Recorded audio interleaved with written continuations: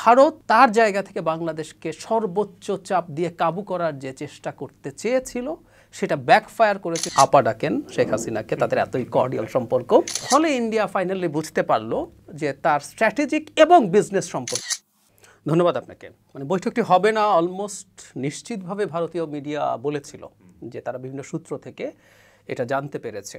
আমরা একটু যোগ করব এখানে, সেটা হলো এটা বাংলাদেশ তৃতীয়বার বৈঠকটা চাইলো। সো তৃতীয়বারের বসা এই বৈঠকটার সিগনিফিকেন্স হচ্ছে বৈঠক ইটসেলফ, মানে তাদের মধ্যে কি আলাপ হয়েছে, কি কথাবার্তা হয়েছে আমরা জানি, আমরা নিশ্চিতভাবেই বলতে পারবো দুটো ভীষণ ভার্সন যে দুটো এসছে আমাদের দিক থেকে এবং তাদের দিক থেকে ভিন্নতা আছে। এবং এটা যেহেতু সাইডলাইন বৈঠক, কোনো যৌথ ঘোষণা বা এরকম কিছু আসবে না, কিন্তু যে বৈঠক হলো ইটসেলফ সেটাই বড় ব্যাপার।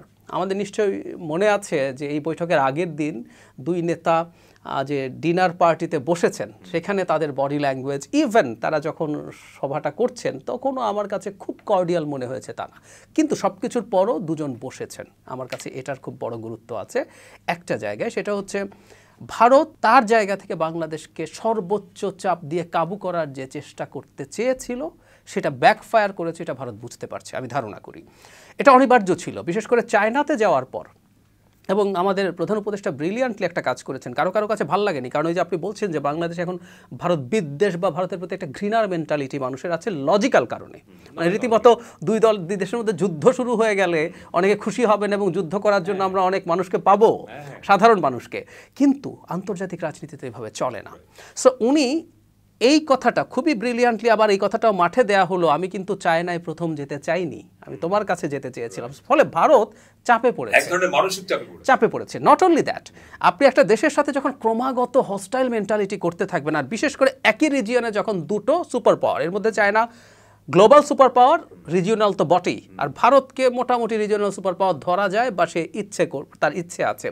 ফলে আপনি যখন একটা দেশকে চাপ দিতে থাকবেন অনিবার্যভাবে সে অন্যদিকে যাবে। আমি একটা জিনিস কোট করি, শেখ হাসিনার সময় যখন আমেরিকা ক্রমাগত ভারতকে চাপ দিচ্ছিল, শেখ হাসিনাকে চাপ দিচ্ছিল একটা ফ্রি ফেয়ার অ্যাকসেপ্টেবল ইলেকশনের জন্য, ভারতের থিঙ্ক ট্যাঙ্ক, মানে এর মধ্যে মূলত বাংলাদেশে কাজ করে যাওয়া হাই কমিশনার দু একজন ইউনিভার্সিটি টিচার্স, বীণা সিকরি, পঙ্কজ শরণ, হর্ষবর্ধন শ্রীংলা, এই চারজন মূলত বীণা সিকরি আর পিনাক রঞ্জন সবচেয়ে বেশি কথা বলেছেন। এর মধ্যে পিনাক রঞ্জন তো আবার নাকি আপা ডাকেন শেখ হাসিনাকে, তাদের এতই কর্ডিয়াল সম্পর্ক।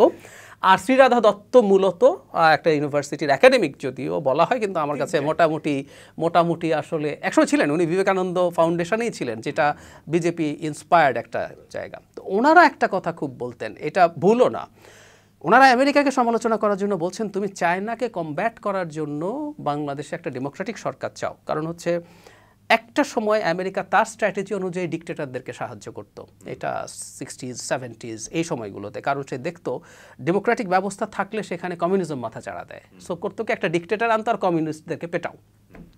সেই আমেরিকা এখন গণতন্ত্রকে পেট্রোনাইজ করতে চায়, অন্তত বাইডেনের সময় পর্যন্ত। তারা দেখলো কেউ যদি ডিক্টেটর হয়ে ওঠে তার উপরে চায়নার ইনফ্লুয়েন্স বেড়ে যায়। তো ওরা বলছে যে তুমি চায়নার ইনফ্লুয়েন্স কমানোর জন্য বাংলাদেশকে মোর ডেমোক্রেটিক করতে চাও, কিন্তু তুমি যদি ওকে চাপ দিতে থাকো ক্রমাগত, ও কিন্তু চায়নার দিকেই চলে যাবে। সো যদি এটা যুক্তি হয়, আমি শ্রীরাধা দত্তকে বহুবার এই কথা বলতে শুনেছি, যদি তাই হয়ে থাকে তো তাহলে তুমি এখন এই সরকারকে এত চাপ দিচ্ছ, দিলে তো চায়নার দিকে যাবেই। এবং এই বারবার তারা বলছে এটা ইনক্লুসিভ ইলেকশন তারা চায়, এখন চায়, একদম তাই। এবং তারা এই ইনক্লুসিভ কথাটা বলেনি, একটা স্টেবল বাংলাদেশের কথা বলেছেন, এখন ইনক্লুসিভ ইলেকশন এবং বাংলাদেশের ডেমোক্রেসির কথা তারা বলছেন। তো তুমি যখন চাপ দিচ্ছ, খুব স্বাভাবিকভাবে বাংলাদেশ তাকে বাঁচানোর জন্য আদার স্টেপস নেবে, এবং বাংলাদেশ চায়নার দিকে ঝুঁকছে এবং পাকিস্তানের সাথে যোগাযোগ বাড়ছে। তো ফলে ইন্ডিয়া ফাইনালি বুঝতে পারলো যে তার স্ট্র্যাটেজিক এবং বিজনেস সম্পর্ক দুটোই